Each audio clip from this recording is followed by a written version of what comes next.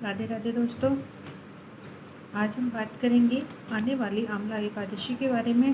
जैसा कि आप लोग जानते हैं, इस साल आमला एकादशी 20 मार्च 2024 को मनाई जाएगी। आइए हम सुनते हैं आमला एकादशी का महात्म्य और उसकी कथा।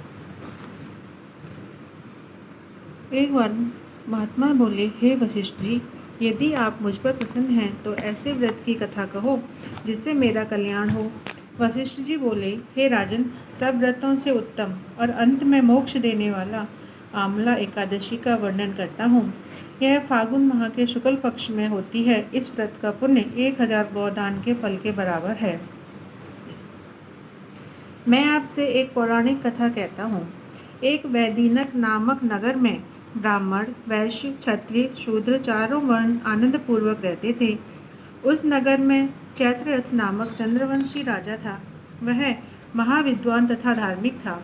वहाँ के निवासी वृद्ध से बालक प्रत्येक एकादशी का व्रत करते थे। एक समय फागुन मास के शुक्ल पक्ष को आमला नामक एकादशी आई।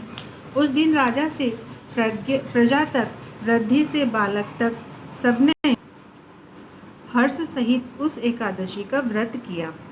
राजा अपनी प्रजा के साथ मंदिर में जाकर पूर्ण कुंभ स्थापित करके तथा धूप दीप नैवेद्य पंचरत्न छत्र आदि से धात्री का पूजन करने लगे।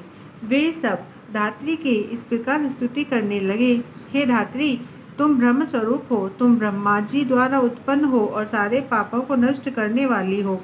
तुमको नमस्कार है। अब तुम अर्घ्य स्वीकार करो।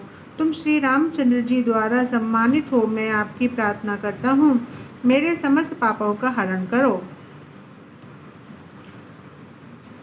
उस देवालय में रात्रि को सबने जागरण किया। रात्रि के समय उस जगह एक बहेलिया आया। वह महापापी तथा दुराचारी था। वह भूखा प्यासा था। उस जगह बैठकर विष्णु भगवान की कथा व एकादशी महात्म्य सुनने लगा। बहेलिया ने उस रात्रि को अन्य लोगों के साथ जागकर व्यतीत किया। प्रातःकाल होते ही सभी लोग अपने अपने घर गए। कुछ समय बीतने के बाद उस बहेलिया की मृत्यु हुई और उस आमला एकादशी के व्रत तथा जागरण के प्रभाव से उसने राजा विदुरथ के घर जन्म लिया। उसका नाम बसूरथ रखा गया।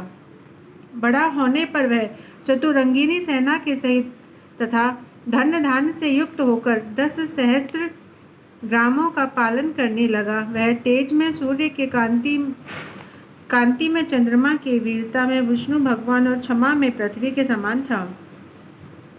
वह अत्यंत धार्मिक, सत्यवादी, कर्मवीर और विष्णु भक्त था।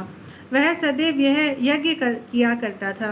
एक दिन वह राजा शिकार खेलने के लिए गया। देवयोग से वह राजा रास्ता भूल गया।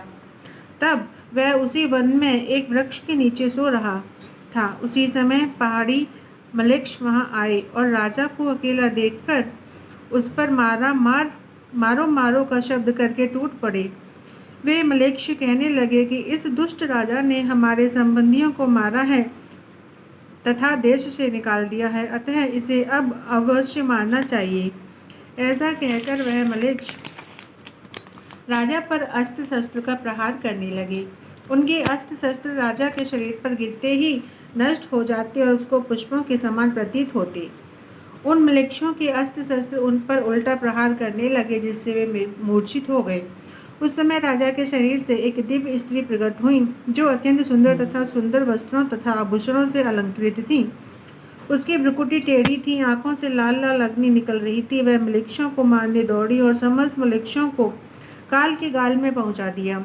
अब राजा जब जगा तब इन मलेच्छों को मरा हुआ देखकर सोचने लगा कि इन शत्रुओं को किसने मारा है। जब वह राजा ऐसा विचार कर रहा था, तभी आकाशवाणी हुई और कहने लगे, हे राजन, इस संसार में तेरी विष्णु भगवान के अतिरिक्त कौन रक्षा कर सकता है। इस आकाशवाणी को सुनकर राजा अपने नगर को वापस आ गया और सुखपूर्वक राज करने लगा।